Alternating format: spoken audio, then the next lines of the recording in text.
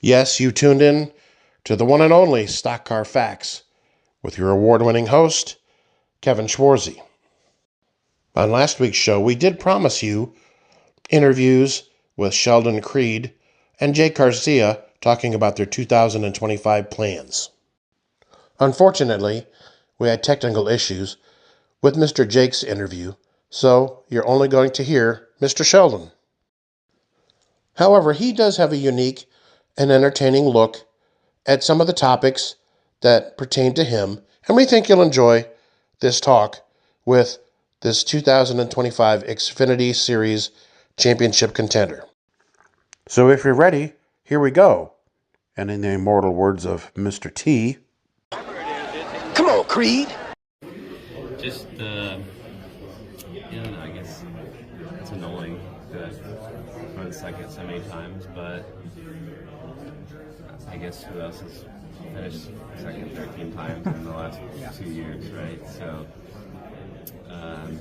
I'm happy to be, somewhat relevant and competitive. There's a lot of guys that aren't. So, grateful for the opportunities that I've had and the opportunities that I have going forward. How do you game plan Daytona? Because you talk about strength in numbers usually, but there's not a lot of Fords in the Xfinity Series right now. You're right. I don't know. Obviously, we'll try to work well together. Harrison Burton's on the 25. We have both Sieg brothers.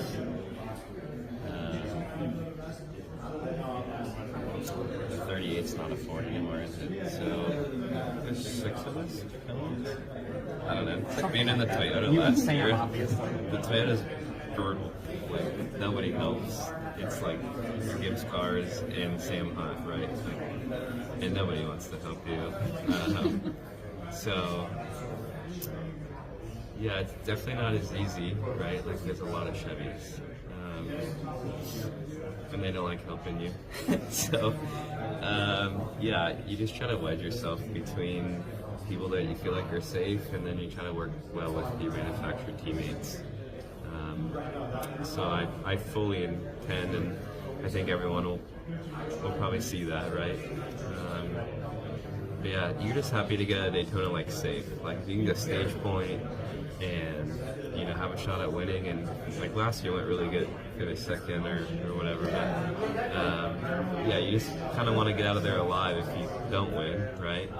And then you have like an uphill battle the next 15 weeks.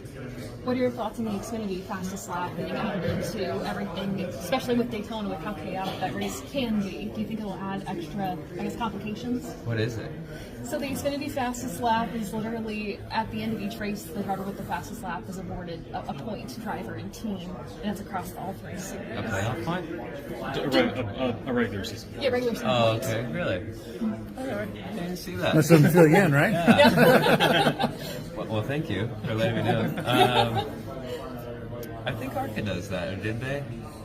No. ARCA used to give a point, I think, for leading the most laps in a race. It leads the most laps. Yeah. So I guess it's kind of like that. Yeah, it's obviously Daytona, Atlanta. It's not probably going to be the car that wins the race. Like it's usually the car that's running 25th, right? Like they just get like a big push, whatever. That's cool. I don't know. Yeah. For Daytona, even though it's only going to be maybe 6 cars, does that make game planning easier because there's fewer? There's probably because there's there's only 6 people. There's only potentially 6 teams, but it's maybe easier to stick together and not kind of have things go awry. No, it makes it harder, right? Because you don't. You're probably not going to qualify around each other, and then you can kind of get yourself in trouble. I feel like being too married to each other, and I mean it works well when you can all find each other, but I don't think you sell yourself on that, right? Like when you find each other, you work well together, but I don't know. It just depends on how it all plays out, and some of them might be fast, some of them might not. So. And then this is your 13th in 3 years. How does your switch into Haas Factory compared to you're kind of like getting acquainted with JGR in the offseason? Kind of like what's been the process of getting up to speed between kind of both of them? I felt like moving to Gibbs was kind of challenging. Not challenging, just there was a lot to learn quickly because I thought RCR and Gibbs were very different from each other. Where this has been so easy and enjoyable feeling, it's just been honestly like really easy, and they've just been really fun to be around and made it super simple. It reminds me a lot of, I said this earlier, like DMS truck team. Like it feels like that, just laid back, really nice race cars, and everyone just enjoys their job and is ready to get serious when it's time. So you've been to 3 different teams, but you've also been to all 3 manufacturers now. I have. So what's that like? Have you kind of like been able to take this from here, and apply it to here now, or is it exactly totally confusing? It's like, oh my God, we did it like that over there. Why are we doing it like that over here? No, it's honestly, I mean, you don't want to be known as the guy, right? Just jumping around teams. I know it all. And I didn't think that would be me, but here we are. So, exactly like what you said. Like it's been nice to kind of see everything, what each manufacturer and what each team and kind of their process of everything. And kind of just be able to like put them all in my notebook, right? And just kind of do what works for me from all of them. Obviously, if I can share information and how others did it to maybe help us, progress and move forward, then that's obviously great. But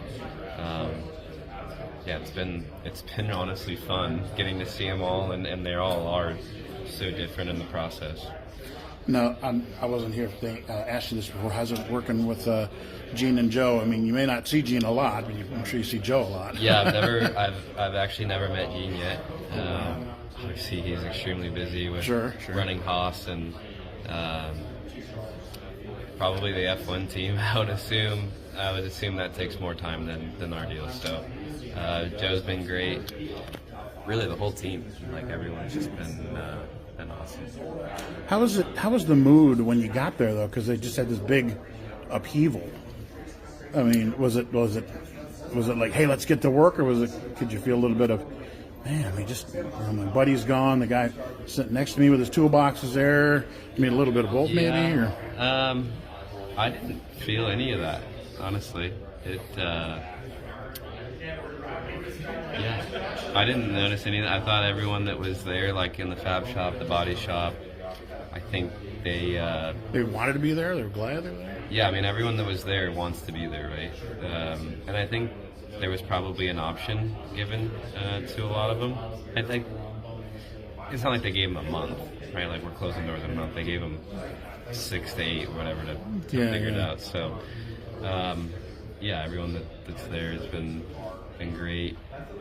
Cars are really nice. I know I said that before, but with owning Haas Automation, like they just make really nice race car parts, and it's just really cool to be part of it. I'm assuming the others have asked about Rockingham already. Yep. Okay, so I'll just ask this. Back in the day, it was said that if you had a good handling car or truck, that all you had to do was lift and not touch the brake. At the test, was it the same? It was, yeah. So I didn't get to drive it at the actual NASCAR test. I did the tire test in November with Al Geyer and Brandon Jones. And once we got it driving together, it was a slow lift early, and then you were like back wide open at the corner mark, which is insane for an Xfinity car. Are you looking forward to that?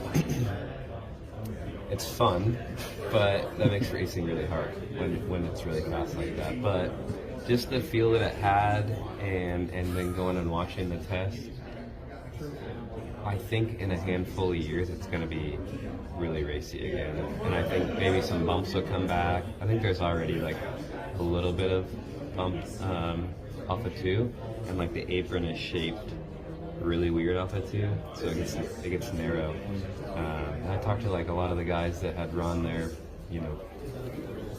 12 years ago, whatever that was, and you were like, I guess like half throttle down the backstretch, and like, yeah, kind of like Darlington's not completely like that, but at the end of runs at Darlington, like, you don't get fully in the gas till you're like straight. So I wish we had more tracks like that wore tires and you just had to drive the car more. Just a lot of places we go to are it's just so fast, and like, how good is your car drive to like maximize throttle time? So at least in this run, you're the first to say that you've talked to people that raced there 10, 12, 15 years ago. So that's kind of my next... I'm aging just now, guys. So that's going to be my next question, though, is like, this isn't like if you were, like Christian, for example, is coming up from truck to Xfinity, like he can easily, if you're going to any other track, he can watch race footage and study off that. You guys can't with Rockingham. You have to go all the way back to that 10, 12, 15 years ago just to get video footage. Yeah, So it's nothing like it. yeah, so how do you prepare for a race like this then? Oh, that's a good question. It's hard to answer. I don't. A lot of races on YouTube now. You probably watch the race back. Like, I'll probably go watch their last race from.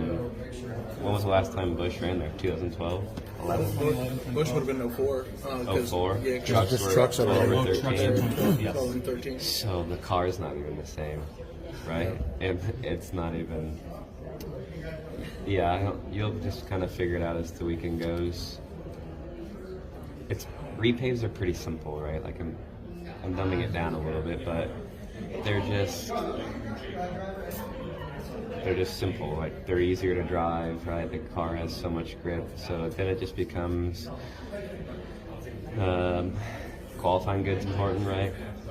Getting off pit road every time, and then just passing and making sure you stay towards the front of the field will be probably the name of the game that week.